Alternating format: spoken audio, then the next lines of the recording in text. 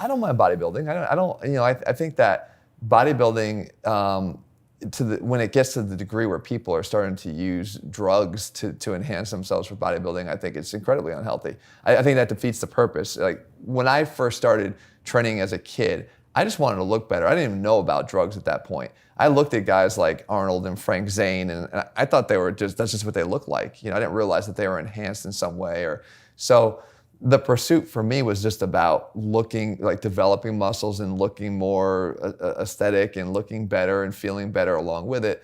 I think that if that is the goal and it remains that goal, and you don't go down those other roads to get there, I still think it could be healthy, but I still encourage them at some point to, okay, look, you've got some muscle you built, like do something with it, right. You know? Have some functional pieces. Do something, cut something and do a couple of days a week where you're out there actually, touching your toes or something. Yeah. I mean, doing something that actually reward the muscle for its hard work to actually let it do what it prefers to do. I think at the large ranges, the sizes, I just don't think it's ever going to be a drug-free sport. Oh no, I mean to the point we were talking about. I didn't even go there. I'm thinking like even as the recreational bodybuilder, if you're talking about the professional bodybuilding, that's dangerous, I think that's just, it's getting ridiculous. I mean, I go back, I'm not even that old, but I go back, to those days where the Mr. Olympia was, 240 pounds, Now he's in excess of 300 pounds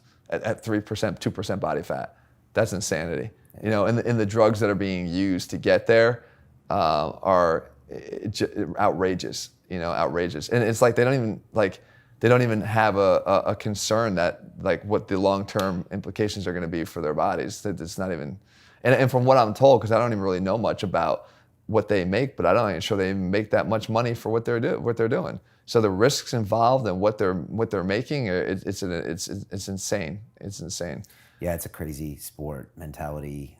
We had Dorian Yates on before, and he trained until he tore his tricep and his bicep, and he was 265 lean on stage, and everything he did to get there. Yeah. And for him, I mean, look, there is something to be said about pursuing a discipline and what it teaches you mentally. Mm-hmm. But I mean, he destroyed his body and almost destroyed his life coming off of that. And he's somewhat, he doesn't regret those days because that's what he did, but he's feeling the repercussions of those these days, right? Well, yeah, he kind of changed his whole mentality. Also for him, he no longer associates himself with the Mr. Olympia, but a lot of guys do. Yeah. So they try to stay in shape. They try to go back later and still be in shape. And Dorian just kind of walked away from all that. So he can take his shirt off now. And I mean, he's still not in bad shape. But he doesn't need for you to see him as the super big guy. Right. He's kind of over that. Right. But that's a mental shift most guys can't make. I don't think a lot of people can make that. What about, we see Hollywood actors these days, and rap stars. Like everyone now is needing to be big. A lot of drugs being used to get there. I mean, is this going wrong too? High school kids asking about, where do I get the steroids? I need the steroids. I mean, I get questions all the time, on my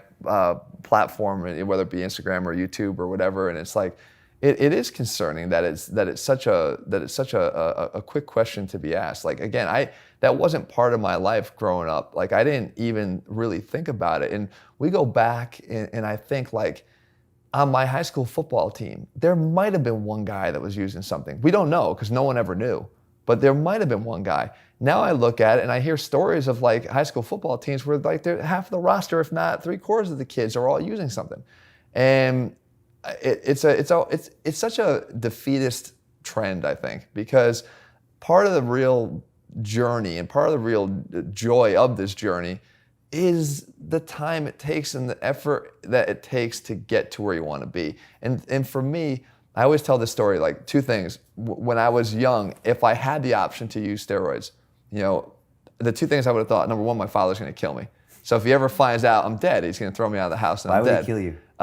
He didn't want me doing anything. He didn't want me, I never drank and I never did drugs because of him. And my parents were divorced. So we lived with my father. So I'm like, if I screw this up, I'm toast. I'm out of this house. I got nobody, So I was always so fearful of doing anything wrong. So that I threw that in the bag of like that would get me the eviction notice. So that was out. And then I had the other fear that if the results I'm going to get are either A, not long term, nothing I could, like I'm going to have to stay on this stuff to maintain it, then I don't want it. And number two in that sense, was I always felt like, but it's gonna shortchange everything, like the whole part of the enjoyment. I was being truthful when I said before that I wanted to, like, I liked the feeling I got, and I still do to this day, the feeling of achievement I get from doing what I do. Like, I feel like this is something I can control in my life.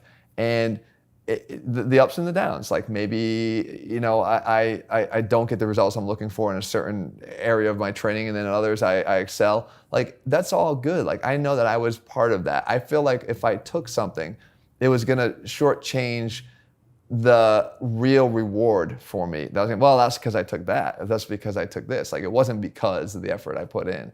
So I always encourage people, whoever consider that, I'm like, do you find any reward in what you do? Do you find any inspiration from your own efforts in what you do? If you do, stay away from that shit, because you don't need it. Like, but it's gonna take time. It's gonna take a lot longer than it would if you were to use something. But it's gonna be that much more rewarding to you, and you're always gonna be able to walk around knowing that you did this. Like, you are responsible for how you look. Like, you did. You didn't shortchange this at all. You didn't take any shortcuts.